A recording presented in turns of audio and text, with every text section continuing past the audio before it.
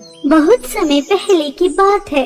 रामपुर नामक गांव में काजल अपनी सौतेली मां कावेरी और सौतेली बहन नैना के साथ रहा करती थी।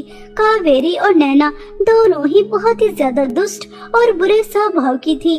वह बेचारी काजल को बिल्कुल भी पसंद नहीं किया करती थी। काजल के पिता शहर में काम किया करते थे और वह जब भी आते थे तो कावेरी और नैना उनके सामने काजल से बहुत प्यार करती थी और जैसे ही वह शहर चले जाते तभी वह अपने असली रूप में आ जाती और बेचारी काजल की बहुत ज्यादा पिटाई भी किया करती थी। घर का सारा काम उसी से ही कराती और पहनने के लिए भी फटे पुराने कपड़े देती और खाने के लिए 2 दिन में सिर्फ एक ही बार देती थी। और अगर काम करने में कुछ गलती हो जाती, कुछ टूट फूट जाता तो उसकी बहुत ज्यादा पिटाई भी क्या करती थी। ऐसे ही दुखों की भरी जिंदगी काजल अपनी सौतेली माँ और सौतेली बहन के साथ जी रही थी और ऐसे ही समय काट रही थी।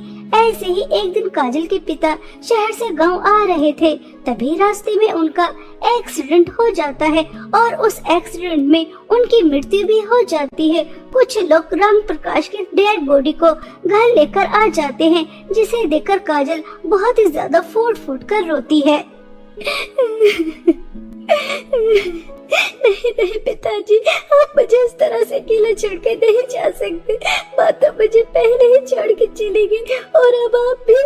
आप शहर से 1 महीने में 1 बार आते थे, लेकिन आपको देखकर मुझे बहुत सुकून मिलता था। मेरी सब थकान, दुख, तकलीफ दूर हो जाती थी। आपने बिल्कुल भी अच्छा नहीं किया इस दुनिया से जाकर पिताजी। पिताजी अपनी आंखें खोली और अपनी बिटिया को देखिए। मैं आपके बिना कितनी अकेली है, कितनी उदास है, कितनी दुखी है। पिताजी अपनी आंखें खोलिए। इस तरह से काजल बहुत रो रही थी। तभी कावेरी काजल को जोर से थप्पड़ मारती है और कहती है, मनहूस, रो रो कर पूरे घर में मनहूसियत फैला रखी है। तेरी मनहूसियत की वजह से ही तेरा बाप भी हमें छोड़कर चला गया। मुझे इस बुढ़े की तो कोई जरूरत नहीं थी, लेकिन अब घर का खर्चा कैसे चलेगा? मेरी बेटी और मैं शॉपिंग कैसे करेंगे? पार्टी में कैसे जाएंगे? मैंने तो इससे दूसरी शादी इसलिए ही की थी क्योंकि यह बुढ़ा शहर में अच्छा कमा लिया करता था, लेकिन अब तो वो भी हमें हमेशा हमेशा के लिए छोड़कर चला गया। अब पैसे कहाँ से आएंगे, कहाँ से आएंगे? मुझे तो इस बात की चिंता हो रही है। इसका तो कोई बैंक बैलेंस भी नहीं है। मुझे तो बुरी तरह से फंसा के चला गया बुढ़ा और ये रो रो कर मेरा दिमाग खराब कर रही है। मनहूस नौकरानी। माँ, ये आप कैसी बातें कर रही है? पिताजी आपसे कितना ज्यादा प्यार करते थे और आप उनके बारे में ऐसा बोल रही हैं। वह अब इस दुनिया से जा चुके हैं। कम से कम अब तो उनके बारे में ऐसा मत बोलिए।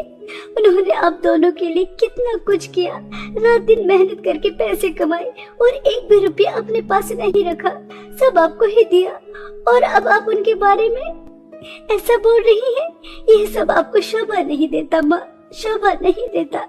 इस तरह से काजल पहली बार अपनी सौतेली माँ को हिम्मत करके जवाब दे देती है और कुछ समय बाद राम प्रकाश का दाह संस्कार भी हो जाता है।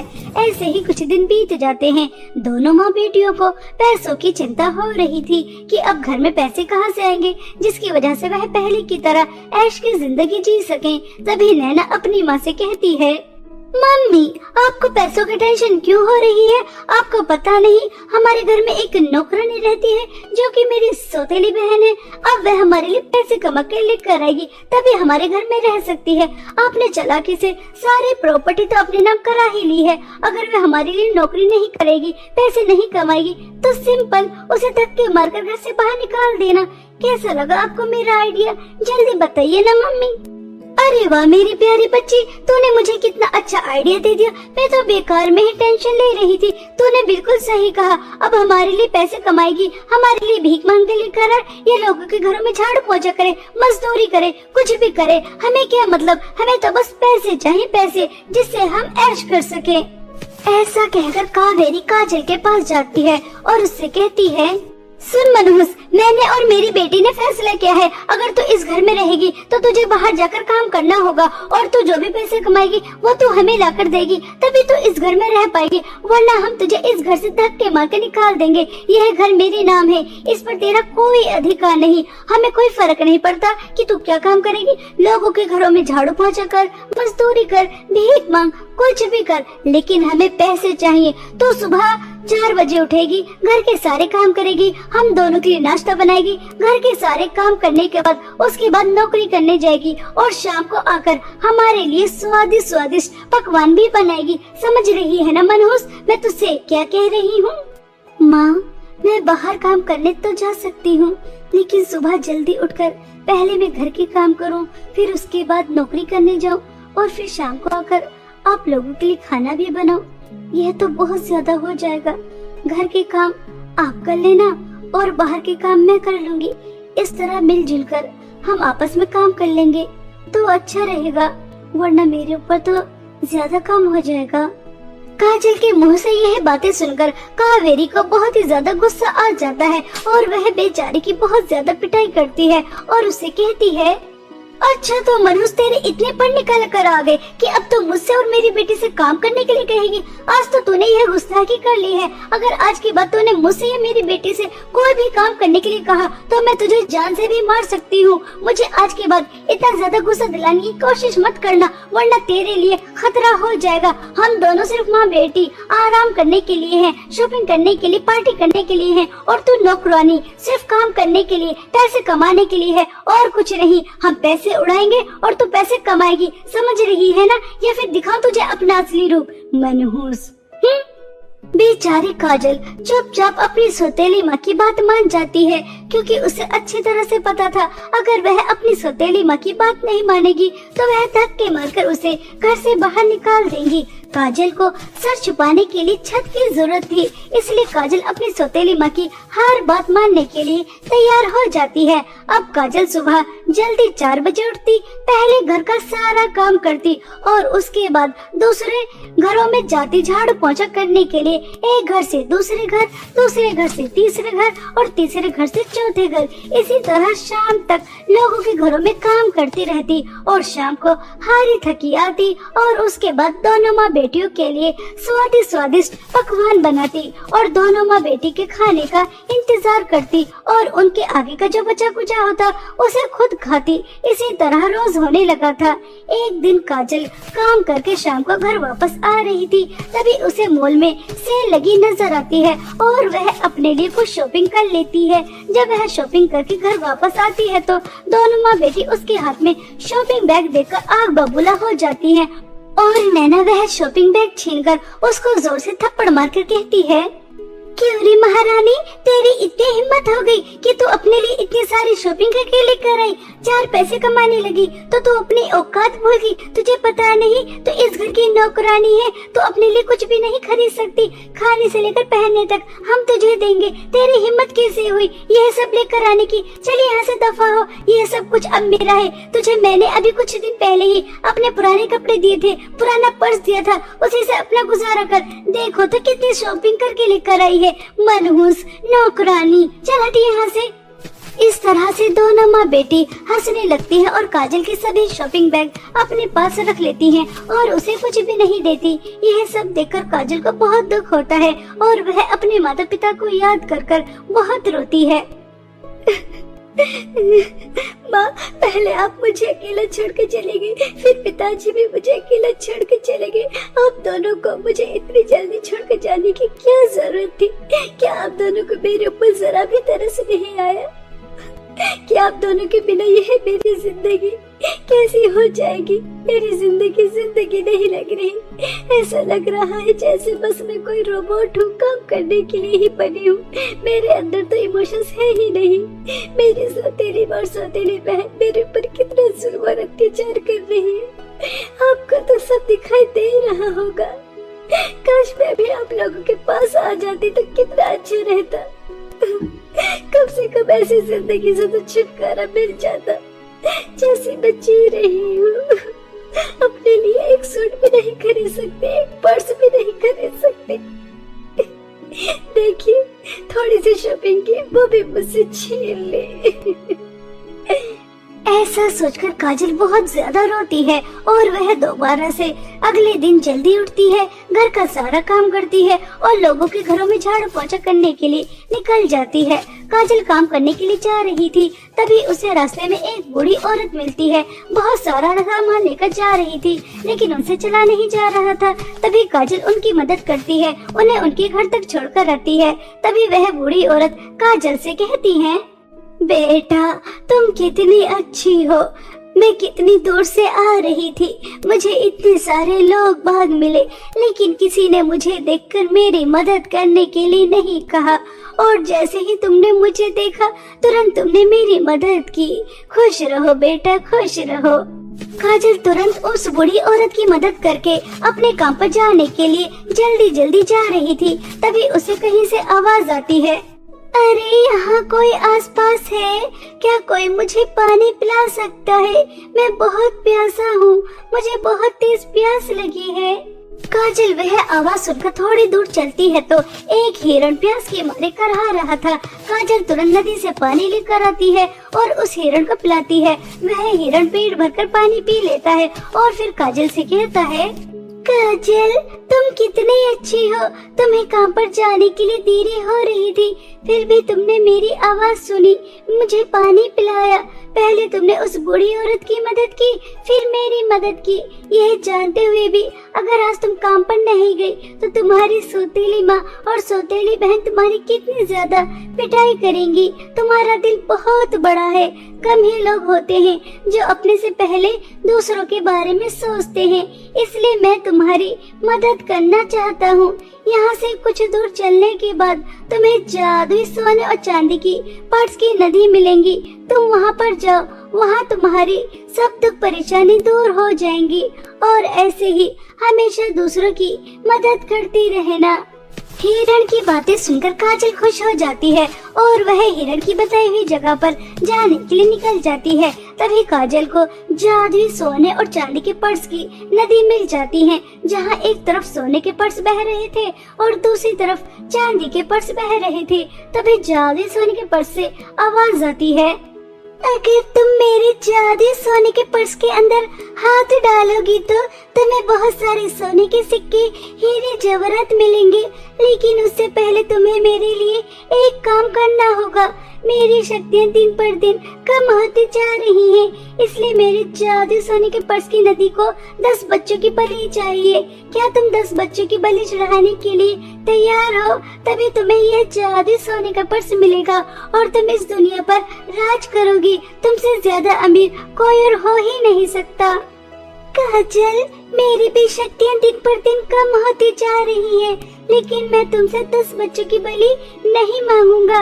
बस तुम 1 महीने तक लगातार 100 बूढ़ी औरतों की मदद करना, उनकी सेवा करना और दोबारा से मेरे जादुई चांदी के पर्स की नदी में डुबकी लगाना, तो मेरी शक्तियाँ वापस आ सकती हैं। लेकिन उसके बदले तुम्हें कुछ नहीं मिल सकता, बस मैं जीवित रह सकता हूँ और मेरे पास तुम्हें देने के लिए कुछ नहीं है। अगर तुम ऐसा नहीं करोगी तो कुछ दिन बाद मैं खत्म हो जाऊंगा। अब तुम्हारे हाथ में है कि तुम मेरी मदद करना चाहती हो या फिर धन दौलत प्राप्त करने के लिए 10 बच्चों की बलि चढ़ाने के लिए तैयार हो। जादू चांदी के पर्स की नदी, मैंने सोच लिया है मुझे क्या करना है। मैं धन दौलत का लालच नहीं करूंगी। अगर मेरी वजह से किसी का भला हो जाता है तो इससे अच्छी बात क्या ही होगी। हमेशा मेरी माँ समझाती थी कि दूसरों की मदद करना चाहिए, धन दौलत का कभी लालच नहीं करना चाहिए। धन दौलत क्या है, एक न एक दिन वह खत्म ही हो जाती है, लेकिन अगर तुम किसी की मदद करते हो तो वह हमेशा तुम्हें याद रखता है और मुसीबत के समय तुम्हारी मदद भी जरूर करता है। इसलिए मैं तुम्हारी मदद करना चाहती हूँ, मुझे धन दौलत नहीं चाहिए। ऐसा कहते ही काजल वहाँ से जाने लगती है। तभी जादू चांदी के पर्स की नदी से आवाज आती है, काजल तुम्हें यहाँ से जाने की कोई जरूरत नहीं है। तुमने धन दौलत का लालच नहीं किया, तुमने दूसरों की मदद करने का फैसला किया। मैं तो बस तुम्हारी परीक्षा ले रही थी और कुछ नहीं। तुम अपनी परीक्षा में पास हो चुकी है। अब तुम जादू चांदी के पर्स की नदी से एक जादू चांदी का पर्स लेकर जा सकती हो। जब भी तुम इसके अंदर हाथ डालोगी तो तुम्हें पैसे ही पैसे मिलेंगे। इस जादू चांदी के पर्स के पैसे कभी खत्म नहीं होंगे।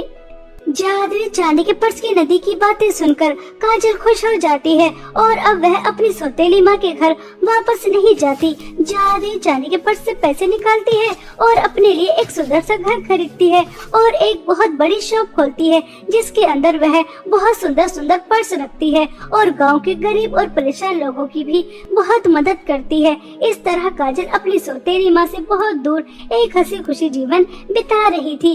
ऐसे ही एक दिन दोनों माँ बेटी पर्स खरीदने जाती हैं, तो वह काजल की ही शॉप पर जाती है और काजल को देखकर हैरान हो जाती है। मम्मी, यह इस नौकरानी की शॉप है। यह कितनी ज्यादा अमीर होगी। इस नौकरानी ने जरूर कहीं लंबा हाथ मारा है, तभी तो यह हमारा घर छोड़कर यहाँ आकर इतनी दूर शहर में बस गई और अपनी इतनी बड़ी शॉप भी खोल ली। नहीं नहीं बेटा, अगर यह नौकरानी चोरी करती तो इतनी खुलेआम काम नहीं करती। चक्कर कुछ और है, पता लगाना ही होगा। ऐसा सोचकर दोनों माँ बेटी काजल के ऊपर नजर रखने लगती हैं और एक दिन काजल जादुई चांदी के पर्स से पैसे निकाल रही थी और उसी समय उन्हें पता चल जाता है कि काजल के पास जादुई चांदी का पर्स है, जिसे देखकर दोनों माँ बेटी बहुत खुश होती हैं और एक दिन मौका देकर उसे चुरा भी लेती हैं और जैसे ही चुराकर अपने घर लेकर आती हैं और उसके अंदर हाथ डालती हैं तो उसके अंदर से बहुत सारे सांप निकल कर आते हैं और दोनों माँ बेटी को तुरंत ही डस लेते हैं। दोनों माँ बेटी की तुरंत ही मृत्यु हो जाती है और उन्हें उनके लालच और बुरे स्वभाव की सजा बहुत अच्छी तरह मिल जाती है और जादू चांदी का पर्स दोबारा से काजल के पास पहुँच जाता है, जिसकी मदद से वह अपने साथ साथ औरों की भी जिंदगी में खुशियाँ लेकर आती है और खुद भी एक हंसी खुशी जीवन बिताती है। बहुत समय पहले की बात है। सोनापुर नामक गांव में 3 बहनें प्रीति, कृति और श्रुति अपनी दादी के साथ रहा करती थी। दादी प्रीति और कृति से तो बहुत ज्यादा प्यार किया करती थी, लेकिन वह श्रुति की तरफ देखना भी पसंद नहीं करती थी। श्रुति अपनी दादी की प्यार की एक झलक पाने के लिए घर का सारा काम करती थी, उनकी हर बात मानती थी, उन्हें कभी कोई शिकायत का मौका नहीं देती थी। लेकिन वह इस सब के बावजूद भी दादी सिर्फ और सिर्फ प्रीति और कृति से ही प्यार किया करती थी।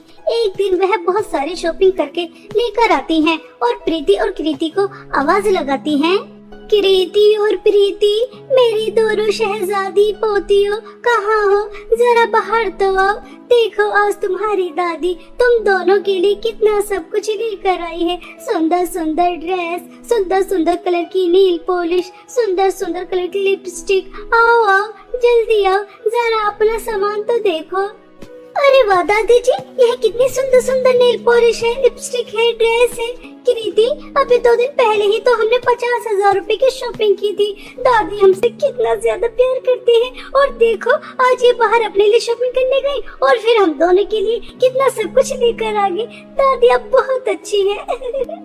तुम दोनों मेरी आंखों का तारा हो, तुम्हें नहीं देखती तो मुझे सुकून नहीं मिलता, चैन नहीं आता। तुम दोनों के लिए नहीं करूंगी तो किसके लिए करूंगी? उस मनहूस श्रुति के लिए जिसने मेरे बेटे को मार दिया, बहू को मार दिया अपनी मनहूसियत से। खैर, मैंने भी किस मनहूस का नाम ले लिया। चलो तुम दोनों को सब कुछ अच्छा लगा ना? बस मैं खुश हूँ।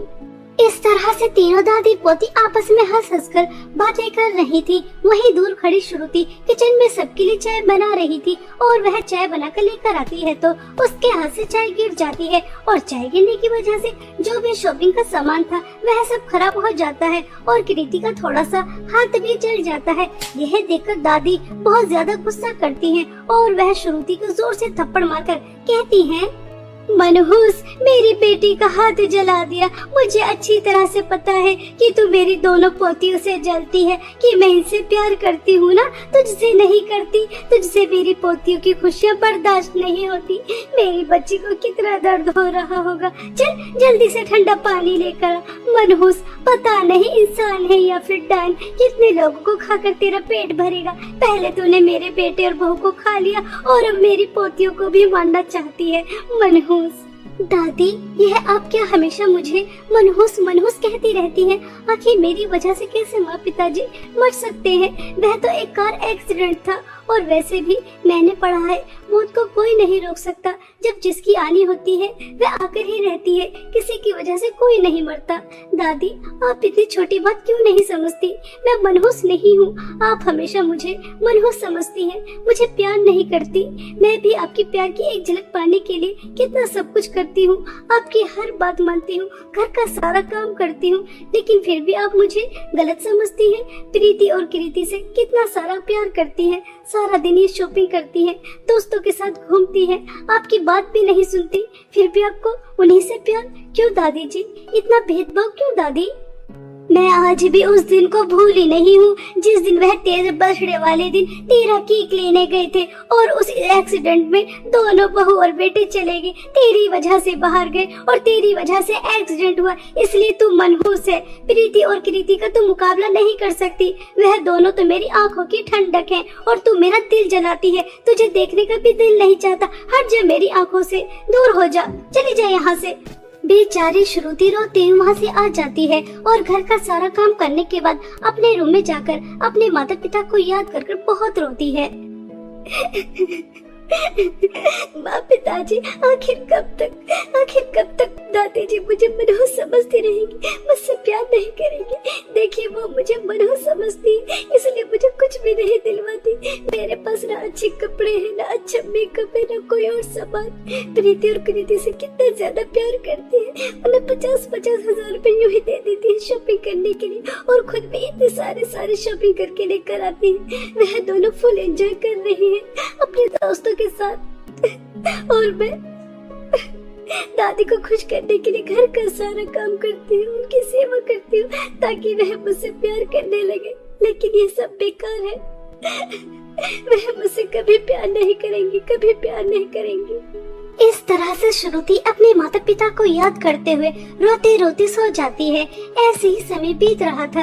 एक दिन अचानक दादी की बहुत ज्यादा तबीयत खराब हो जाती है और वह कृति और प्रीति को अपने पास बुलाती हैं और उनसे कहती हैं, प्रीति और कृति, मेरी प्यारी बच्चियों, मुझे पता है कि तुम मुझसे बहुत ज्यादा प्यार करती हो, इसलिए मैं तुम्हें जहाँ जाने के लिए कहूँगी तुम वहाँ जाने के लिए तैयार हो जाओगी और तुम सारे मुश्किलों का सामना करके मेरे लिए जादुई सोने और चांदी की नेल पॉलिश की नदी से जादुई नेल पॉलिश लेकर आओगी।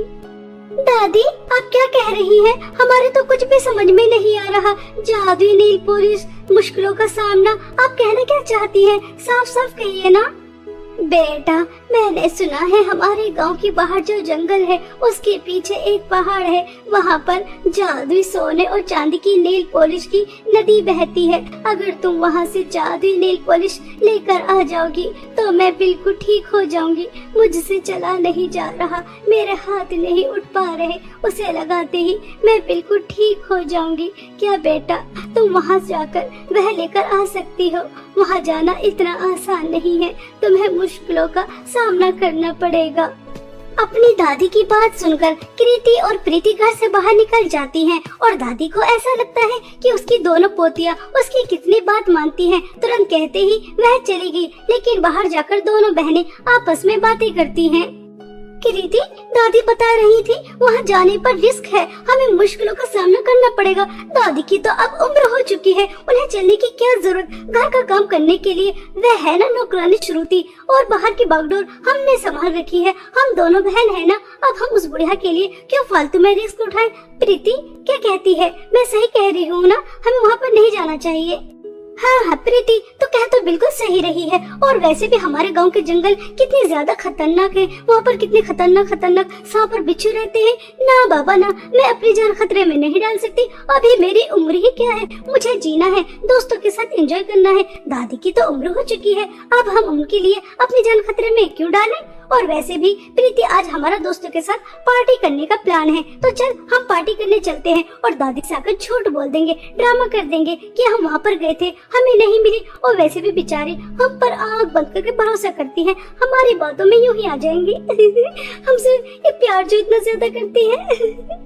इस तरह से दोनों हंस-हंस बातें कर रही थी। यह सारी बातें श्रुति सुन लेती है और वह दोनों के पास आती है और दोनों को एक एक जोर से थप्पड़ मारकर कहती है, प्रीति और कृति, तुम जैसा मतलबी और स्वार्थी इंसान मैंने आज से पहले कभी नहीं देखा। दादी तुमसे कितना ज्यादा प्यार करती है, तुम पर कितना ज्यादा भरोसा करती है, और तुम उन्हें धोखा देने की बात कर रही हो। जिन्होंने तुम्हें इतना प्यार दिया, क्या तुम उनके लिए इतना सा काम नहीं कर सकती? सुन बहन जी, अगर तुझे इतना शौक है ना उस बुढ़िया की मदद करने का, तो तू जाकर लिया जादुई सोने और चांदी की नेल पॉलिश की नदी से जादुई नेल पॉलिश। हमें कोई शौक नहीं है मरने का उस बुढ़िया की वजह से। वैसे भी उसकी तो उम्र हो चुकी है, हम अपनी जान खतरे में क्यों डालें? चल कृति, हमें देर हो रही है पार्टी में जाने के लिए।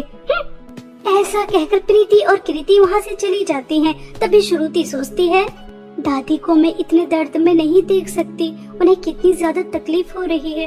मुझे जादुई सोने और चांदी की नेल पॉलिश की नदी से जादुई नेल पॉलिश लेकर ही आनी होगी, चाहे इसके लिए मुझे कितनी भी कठिनाइयों का सामना क्यों न करना पड़ जाए। मैं मेरी दादी को तकलीफ में नहीं देख सकती।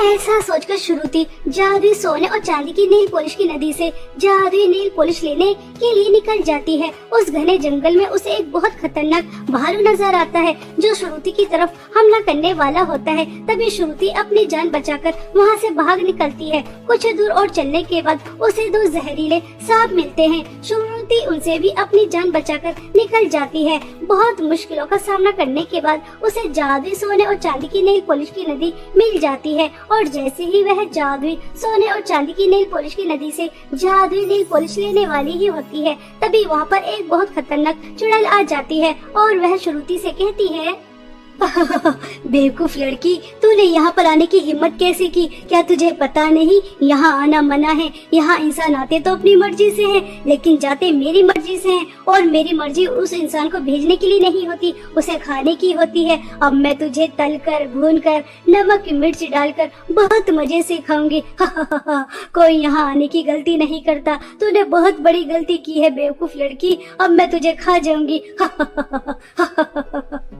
चुड़ैल जी, आप मुझे पाना चाहती है ना, खाना चाहती है ना, तो खा लेना, लेकिन अभी मुझे मेरी दादी के लिए इस जादुई सोने और चांदी की नेल पॉलिश की नदी से जादुई नेल पॉलिश दे दो, ताकि मेरी दादी इसे लगाकर ठीक हो जाए। वह काफी समय से चल नहीं पा रही, अपने हाथ से खाना नहीं खा पा रही, वह बहुत ज्यादा तकलीफ में है, बहुत दर्द में है।